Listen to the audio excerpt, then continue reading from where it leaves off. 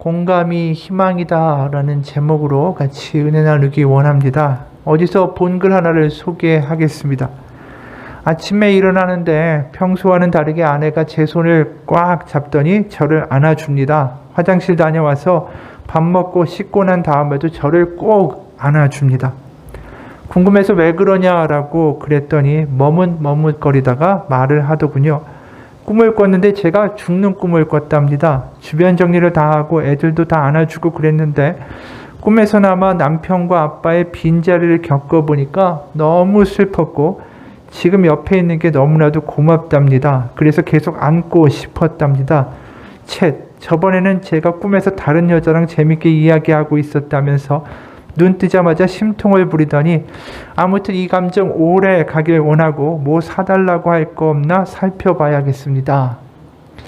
참 알콩달콩한 이 부부의 이야기죠. 근데 세상을 살다 보면 이렇게 알콩달콩한 이야기만 있는 게 아닙니다. 오히려 사랑하고 믿고 배려하다가 상대방한테 느끼게 되는 어떤 배신감이나 실망감의 이야기도 또 그만큼 많죠. 어떤 분이 이런 말을 합니다. 내가 그 사람한테 얼마나 잘해줬는데 그것도 모르고 나에 대해서 뒷담화를 하다니 참 나쁜 인간이야. 배신감밖에 들지 않아. 인간에게는 잘해줄 필요가 없어요. 또 어떤 분은 이런 이야기를 하더라고요. 이런 글을 봤습니다. 나는 좋은 사람이 앞으로 되지 않겠습니다. 32살의 김 간호사도 똑같이 말합니다. 친하지 않은 동창들의 결혼식에 부조금을 쏟아붓진 않을 거예요. 26살의 최 선생도 결심했습니다. 좀 꾸미고 다니면 예쁘겠네 라는 말에 웃어넘기는 것도 하루 이틀이죠. 생각해보니까 그랬습니다. 할 말은 하고 살고 아닌 건 아니라고 말하면 되는데 왜 그게 이기적인 사람이 되는 걸까요? 주변의 사람들의 평판이 무서워서 좋은 사람 되려고 애쓸 바에 차라리 이기적으로 살겠습니다. 그러니까 이런 이야기들을 보면 다른 사람들 배려하고 다른 사람들의 어떤 시선 같은 것도 신경 쓰다 보면 결국 자기만 아프다. 이런 식으로 막 요약이 되는 거예요.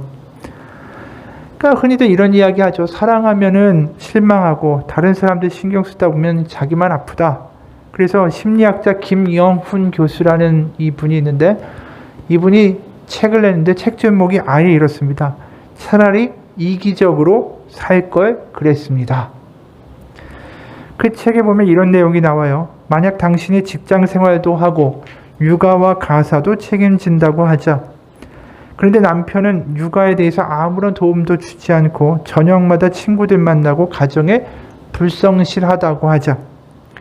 당신이 이에 대해서 아무런 말도 표현도 하지 않으면 언젠가 남편이 당신의 수고와 노력을 이해하고 고마워하는 날이 올까? 아마도 그런 날은 오지 않을 거다. 남편이 이기적이어서가 아니라 당신이 어떤 수고와 고생을 하는지 전혀 모르기 때문이다. 부인은 밥을 차리며 빈둥거리는 남편을 보고 내가 이렇게 고생하는 것을 상대가 잘 알겠지 라고 생각하지만 남편은 TV를 보면서도 회사에서 힘들었고 지금 아이를 보면서 고생하고 있잖아 라며 자기의 힘든 것만 생각한다. 이러다가 싸움이 나기도 한다.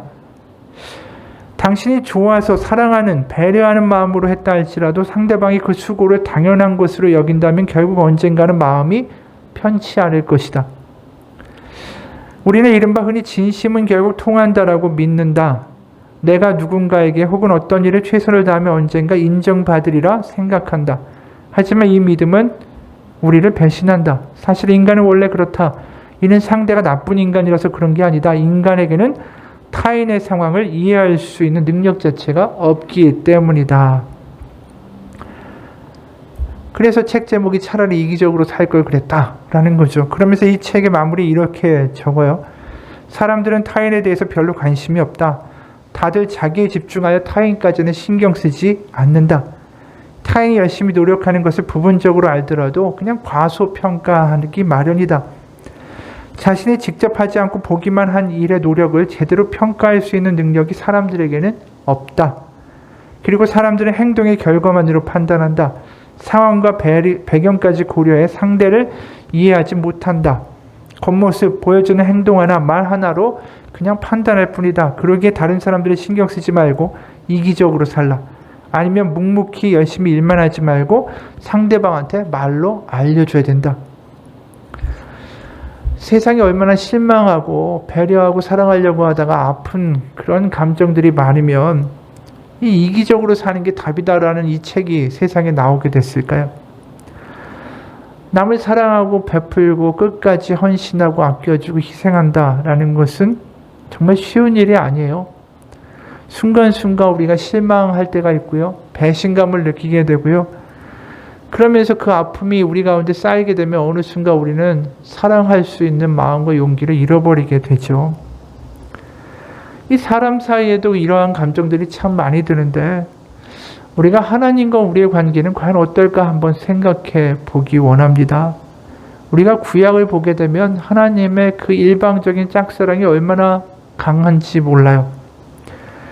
그렇기 때문에 늘 실망시키는 이스라엘 백성들에 대하여 하나님이 느끼시는 실망감과 그 배신감도 그만큼 클 수밖에 없죠. 예를 들어서 에스겔 16장에 보면 새 번역입니다. 거기에 이런 내용들이 나와요. 바로 이스라엘 백성들을 향한 하나님의 그 비유적인 표현이죠. 네가 태어나던 바로 그날에 사람들이 너의 목숨을 천하게 여기고 너를 내다가 들판에 버렸다.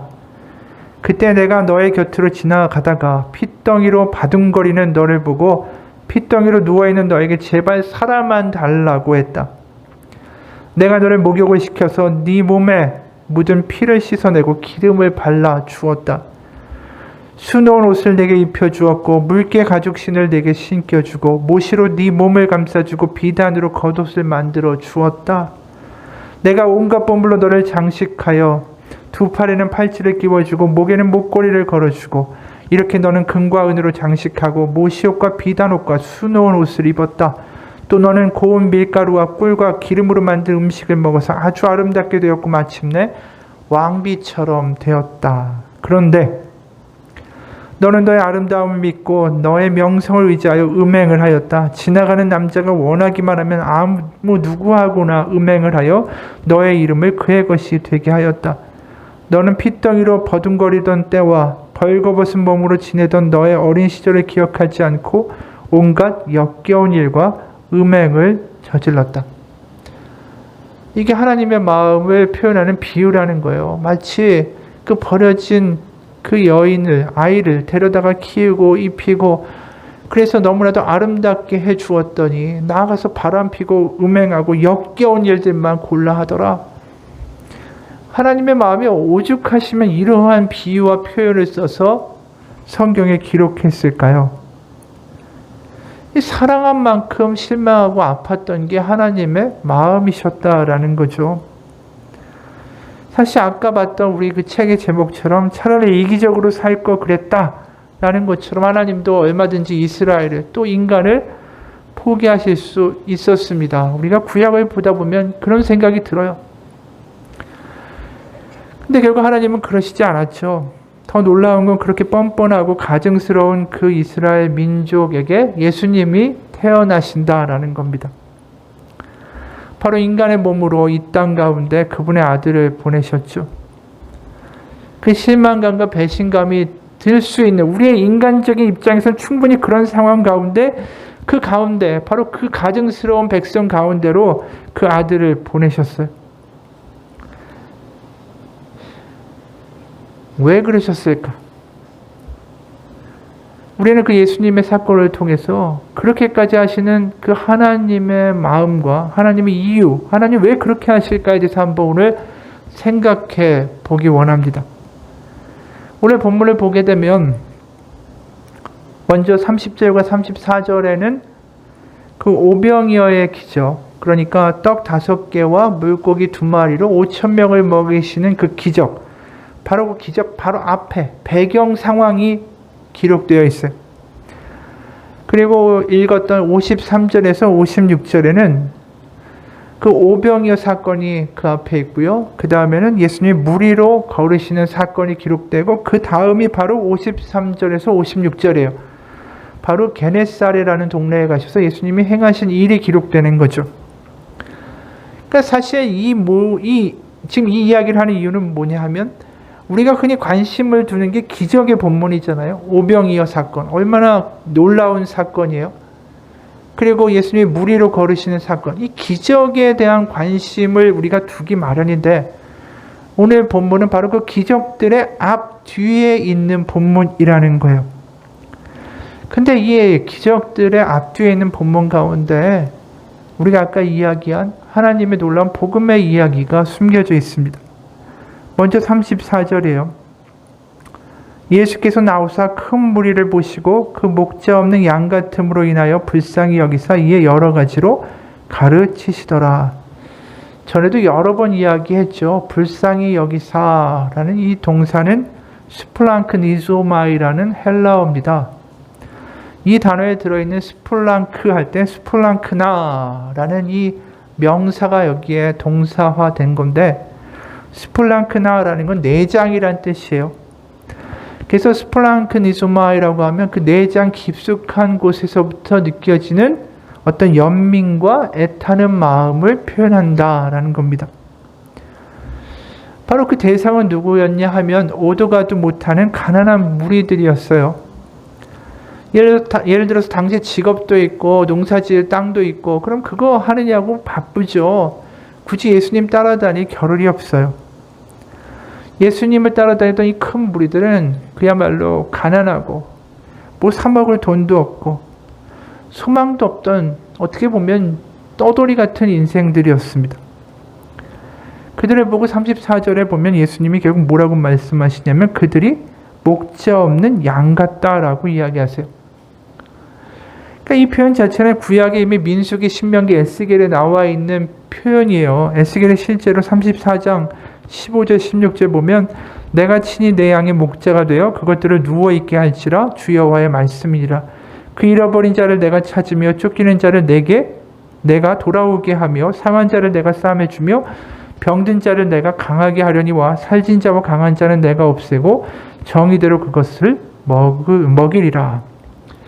그러니까 이 목자 어떤 없는 양 같은 그러한 표현들은 구약에 익히 나와 있는 것이죠. 그런데 그렇게 목자 없는 양 같고 긍휼히 여기셨다. 이 마음의 깊은 곳부터 그런 어떤 애타는 마음을 느끼셨다. 그렇구나. 그럴 수 있어요. 그런데 그냥 이렇게 애타고 긍휼의 마음, 그냥 이게 오병이어의 사건의 어떤 원동력일까? 사실은 그렇지 않다라는 이야기를 지금 하고 싶은 겁니다.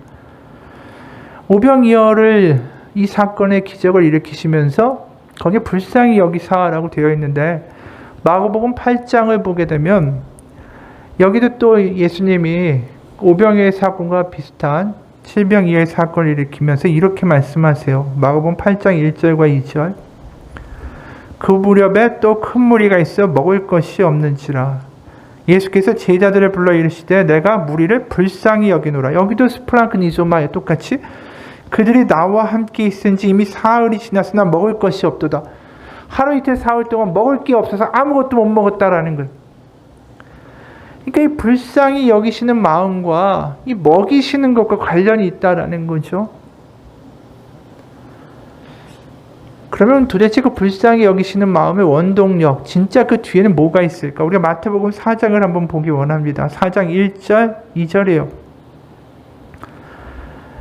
4장 1절 그때에 예수께서 성령에게 이끌려 마귀에게 시험을 받으러 광야로 가사 40일을 밤낮으로 금식한 후에 줄이신지라. 하나님의 아들이신 예수님이 이렇게 느끼셨다는 거죠. 줄이셨다. 이게 원어 그 자체로 보게 되면 굶주려서 배고파 죽을 지경이 되었다라는 뜻이에요.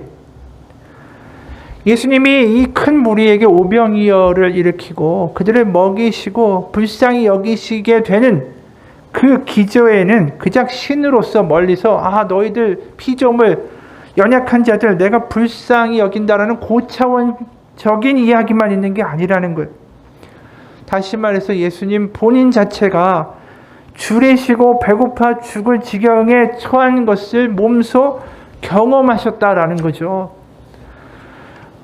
본인이 예수님이 이 땅에서 줄이셨다. 이게 복음인 거예요, 사실은.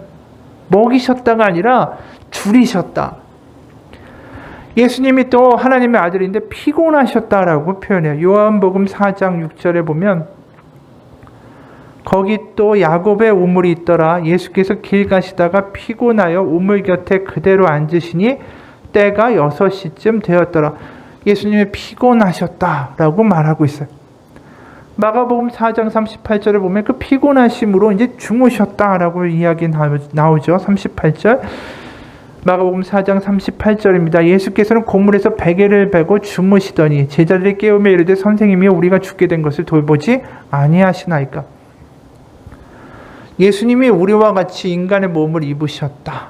이 말은 그냥 형태만 인간이었다. 하지만 너무나도 완벽한 분이었다라는 걸 말하고자 하는 게 아니에요. 바로 예수님이 줄이셨고 피곤하셨고 그리고 피곤하여 주무시기도 하시고 그 우리가 느끼는 모든 인간의 체험들을 예수님이 하셨다라는 이야기를 하고 있는 거예요. 그러니까 하나님이 우리를 사랑하신다라는 게 저 멀리서 내가 너희를 알아 라고 하실 때 그게 정말 하나님이 우리를 아시는 걸까? 이게 뭐 불경한 이야기일 수도 있지만 하나님이 어떻게 우리를 아시겠어요? 우리는 피조물인데 하나님은 약해져 본 적이 없는데 예를 들어 이 비유는 좀 약간 먼 비유일 수 있지만 평생 부자였던 사람이 돈이 없어서 가족을 위해서 빵을 훔치는 아버지의 심정을 알겠어요? 책에선 봤겠죠. 알 것 같아. 이렇게 말을 하겠죠. 평생 재벌로 산 사람들이 어떻게 버스값과 지하철값이 얼마인지를 알겠어요? 모르죠. 말로는 알 수 있다. 내가 알아. 라고 이해해야 하지만 아는 게 아니라 그냥 상상하는 거예요. 우리가 구약을 보면 하나님은 이렇게 표현해요. 시편 121편 3절과 4절 여호와께서 너로 실족치 않게 하시며 너를 지키는 자가 졸지 아니하시리로다. 이스라엘을 지키시는 자는 졸지도 아니하시고 주무시지도 아니하시리로다. 하나님은 졸지도 주무시지도 않는다라고 이야기해요. 근데 오늘 예수님은 어떻습니까? 피곤하여 주무시고 또 줄이셨다라고 이야기해요. 하나님한테 갖다 붙일 수 없는 표현들이 예수님한테는 붙어 있다라는 겁니다. 시편 68편 8절 보면 하나님을 어떻게 표현합니까? 땅이 진동하며 하늘이 하나님 앞에서 떨어지며 저 신의 산도 하나님 곧 이스라엘의 하나님 앞에서 진동하였나이다. 땅도 진동하고 하늘도 흔들리게 하는 그러한 하나님이시다라고 이야기해요. 그러한 하나님이 우리 일개 피조물에 줄이고 아프고 힘들다라는 걸 공감하실 수 있는 분인가? 졸지도 주무시지도 않는 분이 어떻게 피곤하여 주무신다, 잔다라는 표현을 아신다고 말할 수가 있겠어요? 천지를 창조하시고 다스리는 분이 우리를 아신다란 말 자체가 과연 우리가 이해가 갈 수 있는 이야기인가요? 그런데 우리가 예수님을 보면 그거를 알 수 있어요. 예수님이 바로 하나님이 예수님을 통해서 내가 너를 안다라고 하시는 그 말씀이 우리 가운데 감동이 될 수밖에 없는 거죠. 정말로 하나님이 아들이 줄이시고 피곤하고 그리고 주무셨다. 아까 이야기한 그 오병이어의 사건이 바로 예수님의 그 줄이심의 경험이 있기 때문에 그들을 향한 불쌍한 마음이 일어나고 그것이 결국은 멀리서 안다는 게 아니라 나도 너와 똑같은 것을 겪어봤다라는 마음에서 나오는 공감이고 바로 그것이 긍휼이다라는 거예요. 반고흐라는 미술가가 있습니다. 이 반고흐가 그린 그림이 여러 가지가 있는데 그 중에 집시들의 야영지와 마차라는 그림이 있어요. 이 그림이 굉장히 딴 그림보다 감동적인 것은 바로 그 그림의 대상이 집시였기 때문이에요. 당시에 그 유화물감이 싼 게 아니잖아요. 유화물감도 비싸고 캠퍼스도 값이 싸지 않고 그럼 대부분 화가들이 어떤 사람을 그립니까? 귀족이나 왕족이나 아니면 근사한 풍경을 그리는 게 일반적이었어요. 근데 고흐가 자신의 그림과 시간과 물감을 써가면서 그린 그 대상이 집시였다라는 게 굉장히 충격적인 이야기예요, 사실은. 당시의 유럽의 집시들은 떠돌이고 불황자고 유랑자고 도둑대였어요. 소매치기도 잘했고, 지금도 집시들이 유럽에 있는데 다 소매치기들이에요. 그러니까 세상에서 버러지 취급을 받던 이들이 바로 집시라는 거죠. 근데 그 집시를 그렸어요. 이 반 고흐가 실제로 1888년 8월 달에 자신이 머물던 프랑스 아르의 외곽 지역에 이 집시들이 집단으로 거주하는 지역을 갔습니다. 그리고 그들을 그려요. 그 이유는 뭐냐면 이 반 고흐가 이 집시들한테서 일종의 어떤 공감을 느꼈기 때문이에요. 당시 고흐는 사람들한테 이상한 행동을 하고 때때로는 특별한 외모 때문에 주목의 대상이 되고 고립된 존재가 되어갔습니다. 그와 어울리고 모델이 될, 그렇게 어울려주는 사람도 많지 않았어요. 그렇다고 누가 돈을 내면서 자신의 그림을 그려달라고 하는 귀족이나 부유한 사람도 없었어요. 마치 그 집시들처럼 자기도 유럽의 그 보수적인 시골 공동체에서 비슷한 입장과 존재로 살고 있었다라는 게 느껴진 거예요. 공감은 말로 하는 게 아니에요. 같은 경험을 한 사람만이 할 수 있는 게 공감이에요. 그래서 고흐는 자신의 처지하고 같은 저 집시들한테 눈과 관심이 갔기 때문에 그림을 그리기 시작한 거예요. 집시를 그린 게 아니라 자기를 그린 거죠. 그리면서. 세상은 집시를 어떻게 봅니까? 도둑놈들이에요. 도둑놈떼. 근데 고흐의 눈에는 그 집시를 보면서 그들의 도둑놈떼를 보이는 게 아니라 그들의 아픔이 보이는 거죠. 그들의 삶이 보이는 거예요.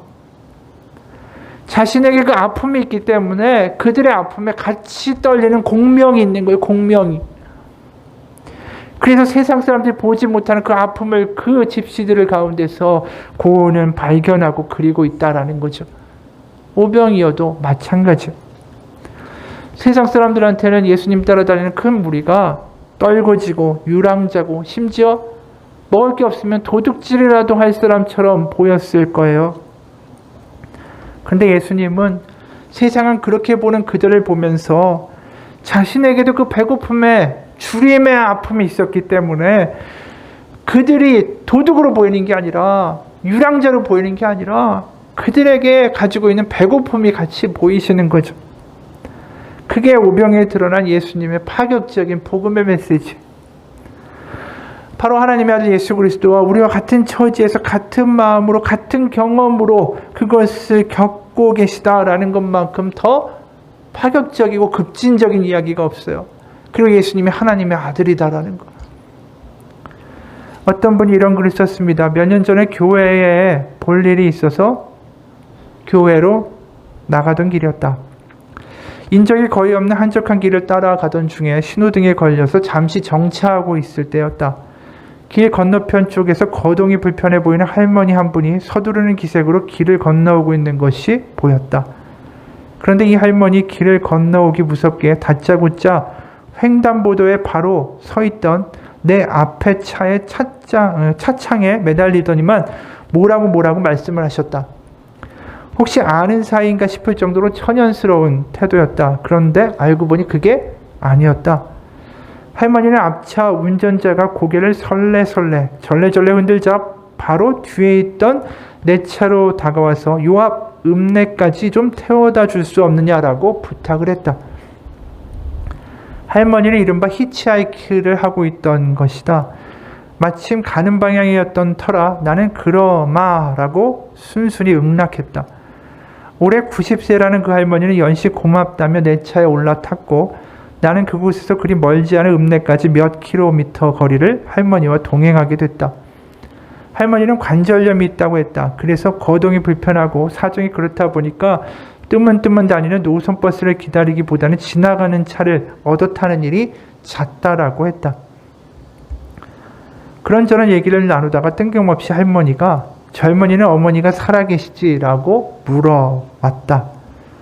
영문도 모르는 채 내가 그렇다고 하자 할머니는 그럴 줄 알았어 라고 하시는 것이었다. 무엇 때문에 그러느냐라고 여쭙자 이 할머니는 내가 이렇게 차를 얻어 타고 다니다 보니까 태워주는 사람들은 100이면 100 나이 드신 어머니가 있더라고. 아마 자기 엄마를 생각해서 나 같은 늙은이한테도 잘해주는 거 아닌가 싶어 라고 말씀하셨다. 순간 그럴 수도 있겠구나라는 생각이 들었다. 할머니를 최종 목적지인 읍내병원안까지 태워다 드리고 돌아오는 길, 내 가슴엔 좋은 일을 했다라는 뿌듯함보다는 부끄러움이 가득했다. 바쁘다는 핑계로 고작 한 달에 한 번 부모님을 찾아뵙는 일조차 걸핏하면 게으름을 피우곤 하는 내 자신이 부끄러워졌기 때문이다. 그러면서 이번 주말에는 부모님 찾아뵈야 되겠다라는 생각을 했다. 이 글의 내용이 뭡니까? 공감은 같은 처지에 있는 사람만 할 수 있는 거예요. 하나님이 우리를 공감하신다. 예수님이 우리를 공감하신다라는 건 그냥 말로만 하는 게 아니라는 거예요. 천지를 창조하시고 만드시고 다스리는 그분이 우리와 같이 되시고 공감하신다. 같은 경험을 가지고 계신다. 그게 바로 복음의 본질입니다.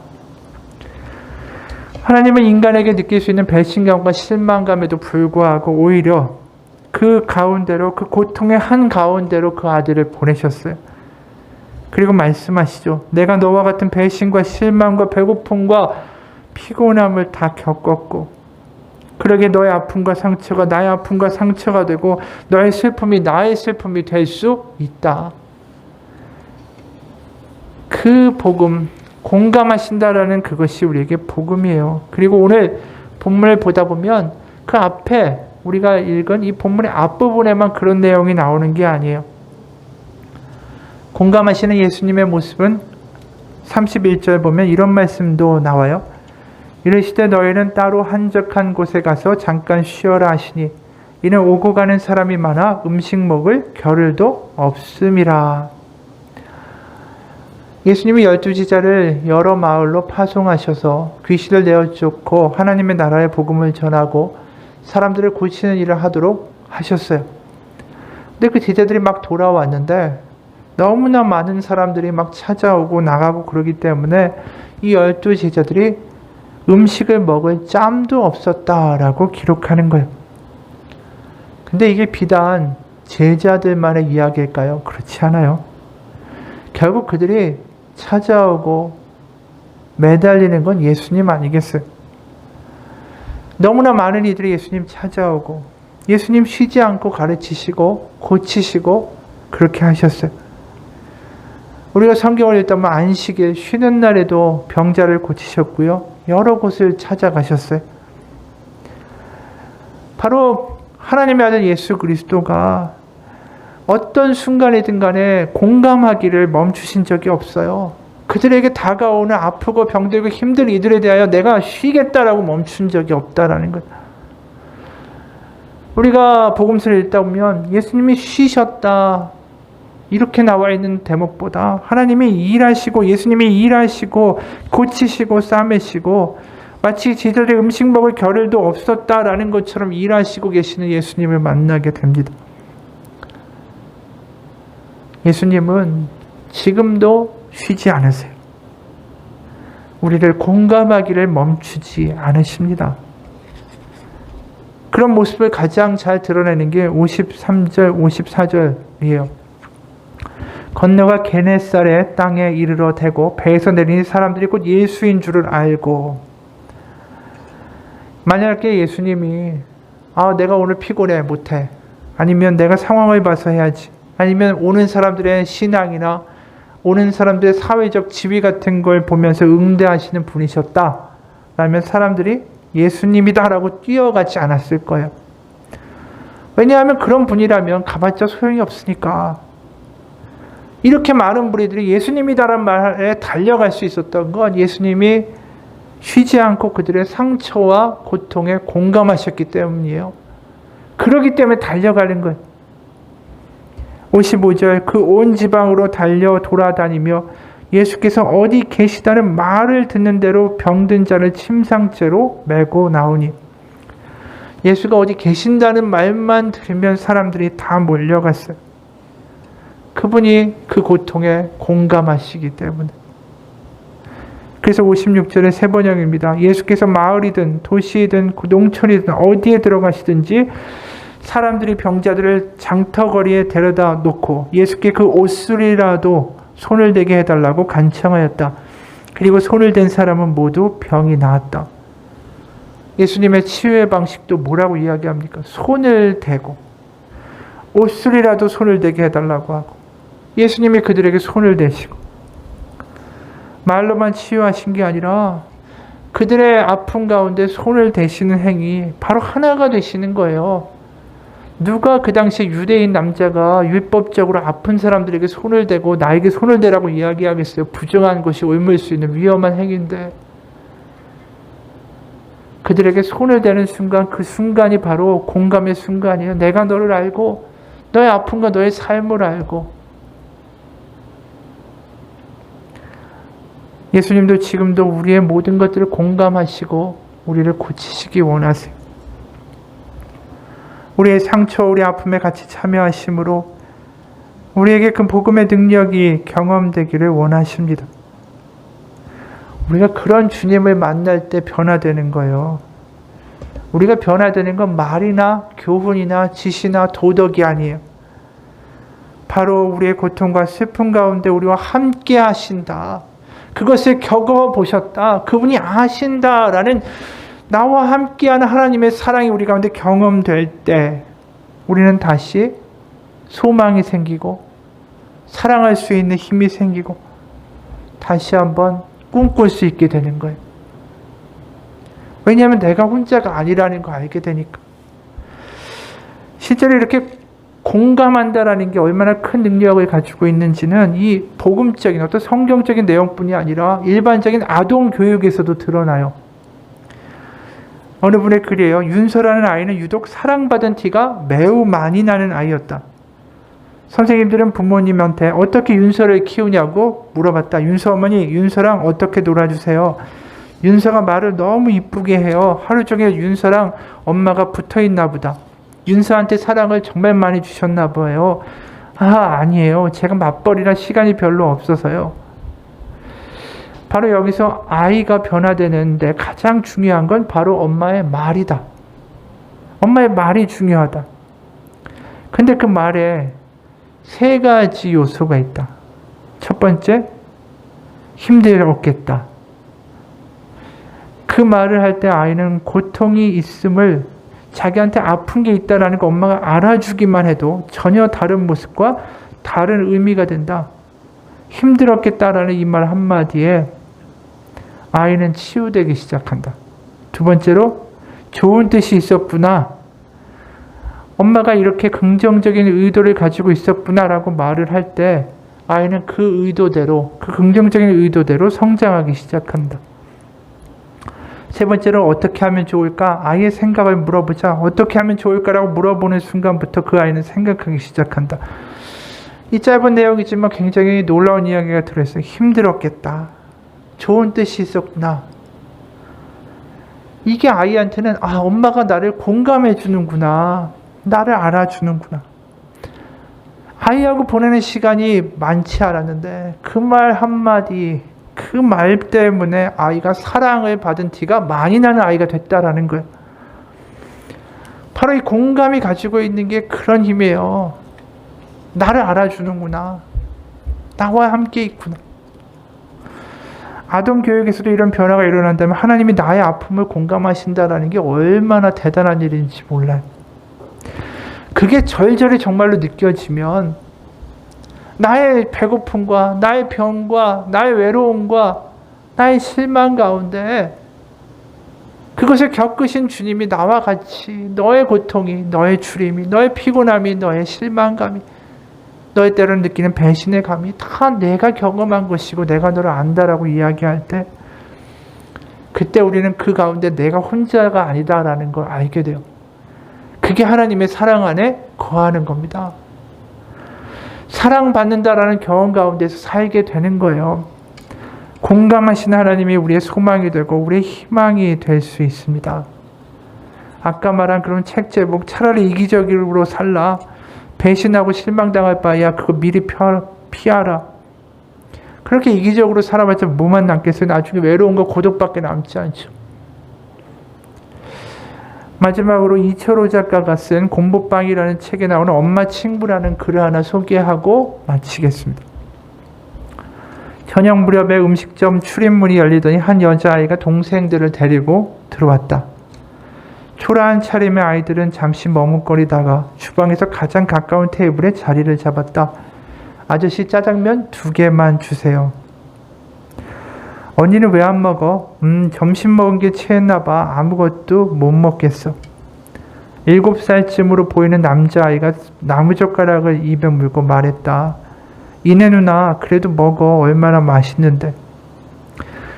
누나는 지금 배 아파서 못 먹어. 오늘은 너의 생일이니까 맛있게 먹어. 큰아이는 그렇게 말하면서 남동생의 손을 꼭 붙잡아 주었다. 언니, 우리도 엄마 아빠가 있었으면 얼마나 좋을까. 저렇게 같이 저녁도 먹고.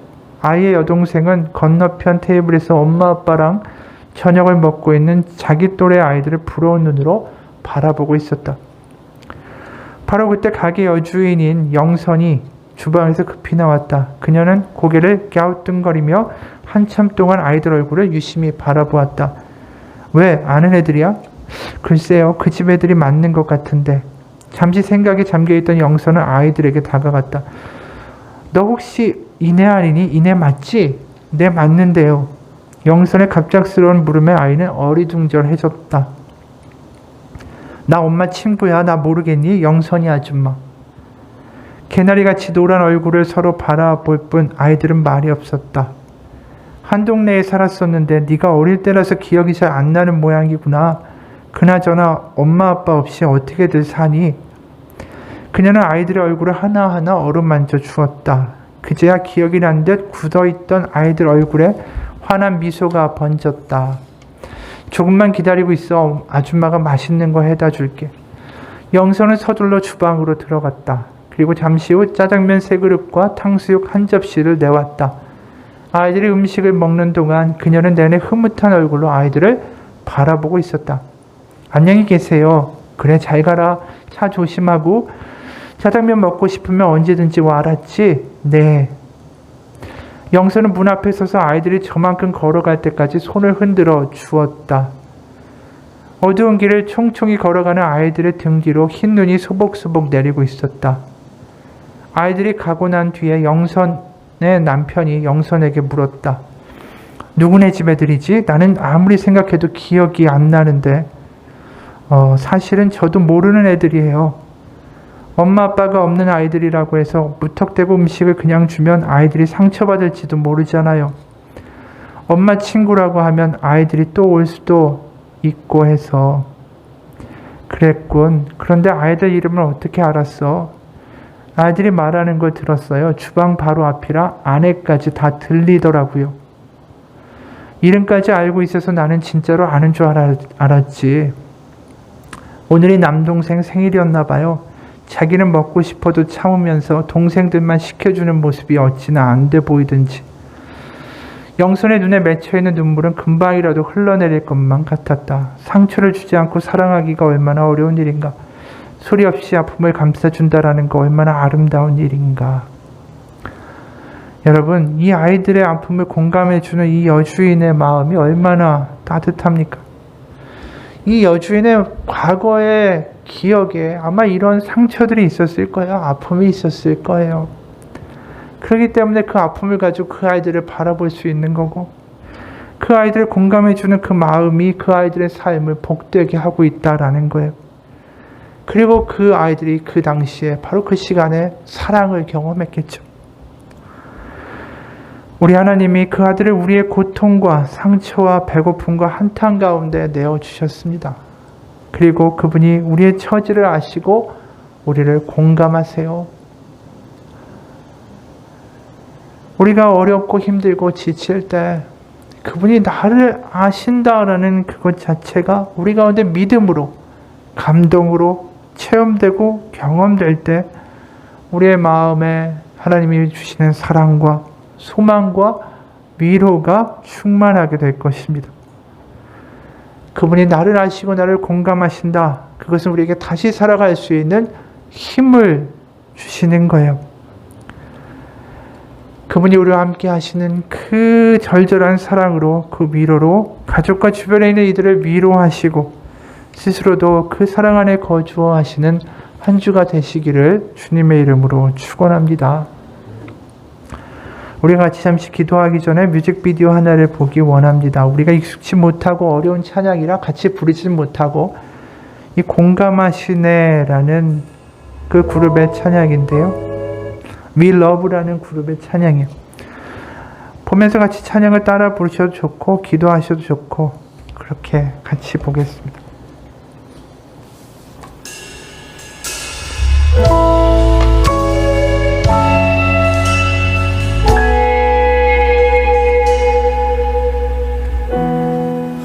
혼자서만 세상을 사는 듯이 주가 멀어 보이기만 할 때 우리는 바라보아야 하네. 우리에게 오셨던 그 주님을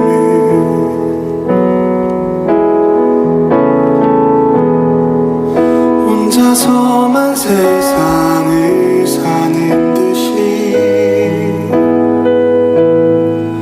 주가 멀어 보이기만 할 때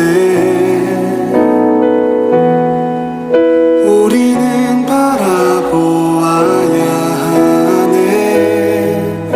우리에게 오셨던 그 주님을 주님이 우리의 아픈 마음을 아시네. 가까이서 우리의 아픔에 공감하시네. 우리 가운데 찾아오셨던 그 주님이 우리의 모든 상황에 공감하시네.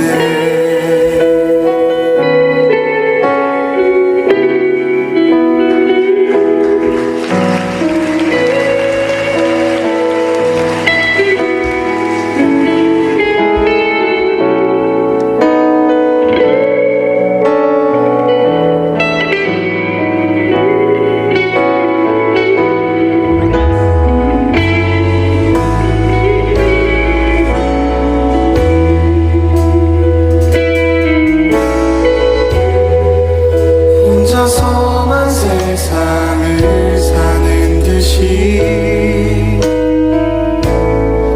주가 멀어 보이기만 할 때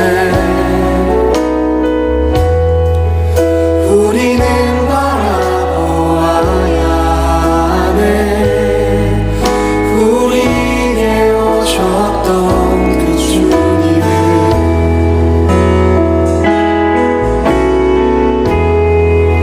혼자서만 세상을 사는 듯이 주가 멀어 보이기만 할 때 우리는 바라보아야 하네. 우리에게 오셨던 그 주님을 주님이 우리의 아픈 마음을